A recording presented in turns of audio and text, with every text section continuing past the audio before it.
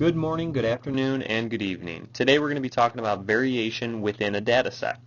One measure of variation within a data set is your interquartile range, or your IQR. So we were given two sets of data for exercise 1. We're going to look at data set number 1. Data set number 1 and data set number 2 have the same mean, or identical averages if you were to average out all the numbers. But they have different variation. So by plugging in our values into our calculator, we are given our min, our first quartile, our median value, our third quartile, and our maximum value. So to calculate your IQR, or your interquartile range, all you have to do is take Q3, or quartile 3, and subtract it from Q1.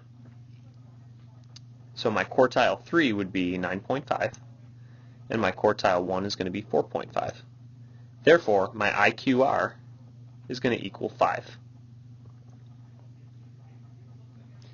Based off of this value, it tells you how much variation in comparison to another data set. So the higher your IQR is, the more variation in that data set. The lower it is, the less variation there is.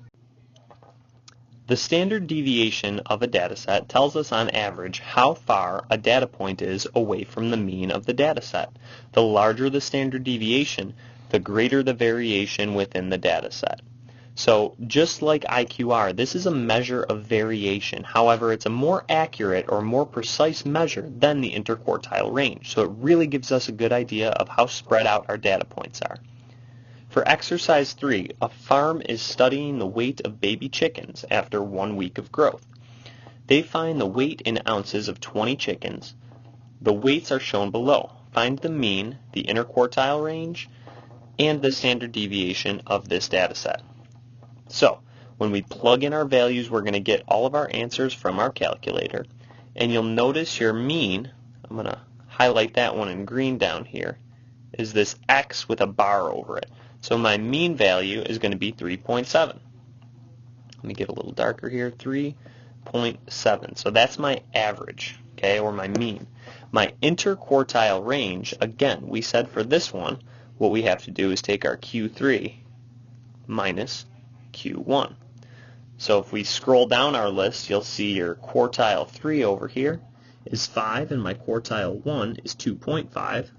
So 5 minus 2.5, my interquartile range, or my IQR, is going to equal 2.5. And lastly, my standard deviation. What we're looking for here is this symbol. It's kind of like an O with a little line on top with a X as its subscript. So you're looking down here on our left picture.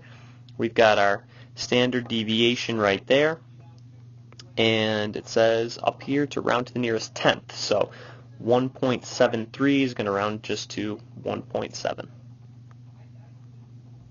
So as for an interpretation here, 1.7 is a pretty low standard deviation. So I would say that the spread, if I had to give a description of this, I would say that there's not a lot of variation in this data set. All the numbers are pretty close together is what that means.